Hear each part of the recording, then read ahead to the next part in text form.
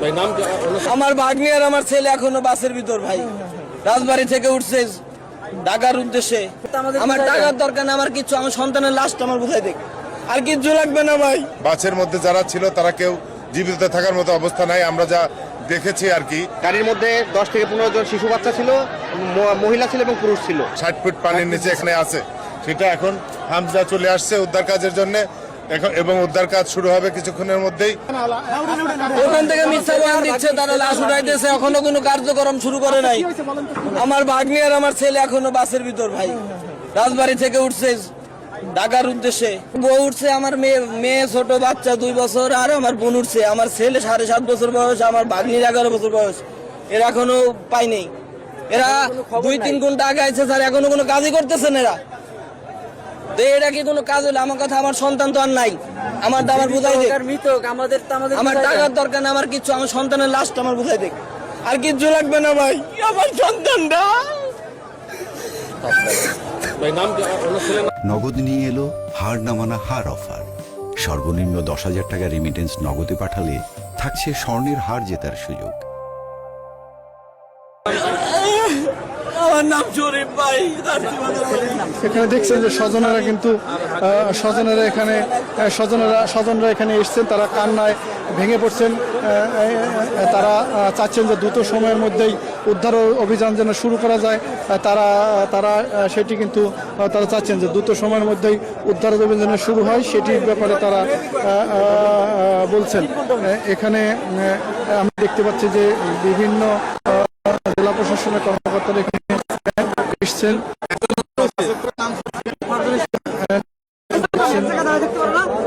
আমরা দেখাচ্ছি যে এখানে প্রশাসনের কর্মকর্তারা এখানে এসছেন, নৌ পুলিশের সদস্যরা এখানে এসছেন। সব মিলে এখানে একটি পদ্মাপাড়ে বেশ উত্তেজনাকর পরিস্থিতি তৈরি হয়েছে। বিশেষ করে সাধারণ মানুষ সহ স্বজনেরা দ্রুত সময়ের মধ্যেই উদ্ধার অভিযান পরিচালনার জন্য বলছেন, এবং এখানে বেশ কয়েকটি অ্যাম্বুলেন্স কিন্তু এখানে রাখা হয়েছে। তারা বলছেন যে এই অ্যাম্বুলেন্স প্রস্তুত রাখা হয়েছে। এখানে স্বজনরা এখানে এসছেন, স্বজনদের কান্নায় কিন্তু পদ্মার যে তীর, সেটি কিন্তু স্বজনদের কান্নায় কিন্তু এই এলাকা ভারী হয়ে উঠেছে। পাংশা কুষ্টিয়া থেকে ছেড়ে আসে একটি সৌহার্দ্য পরিবহন 40 জনের উপরে যাত্রী নিয়ে গাড়িটি ব্রেক ফেল হলে মানে একবার কন্ট্রোল দিয়ে উপরে একবার নিচে পড়ে যায়। গাড়ির মধ্যে 10 থেকে 15 জন শিশু বাচ্চা ছিল, মহিলা ছিল এবং পুরুষ ছিল। আসলে ঢাল নামার সময় গাড়িটি বন্ধ ছিল, বন্ধ থাকার পর যখন ফেরি আসছে অপর পকেটে, তখন এই ফেরিতে ওঠার সময় এই দুর্ঘটনাটি ঘটে। আপনি শুনছিলেন এখানে একজন এই উপজেলায় যিনি ঘাট এলাকায় একজন সংবাদকর্মী, তার কথা আমি শুনছিলাম।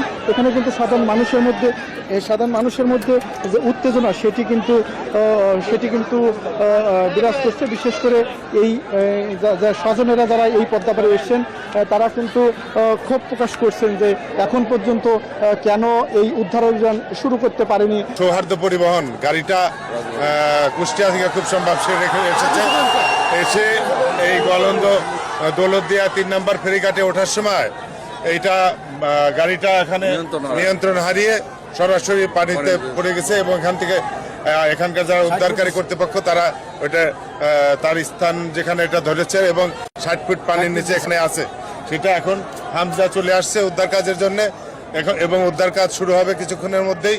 এবং আমরা ধারণা করতেছি যে বাসের মধ্যে যারা ছিল তারা কেউ জীবিত থাকার মতো অবস্থা নাই, আমরা যা দেখেছি আর কি। মানে বাসের ভিডিও যেটা, যখন বাসটা পানিতে পড়ে যায়, এটা রাজবাড়ী জেলা পুলিশ এবং পুলিশ সুপার, জেলা প্রশাসন এবং আমাদের মন্ত্রী মহোদয়, উনি ক্যাবিনেট মিটিংয়ে ছিলেন।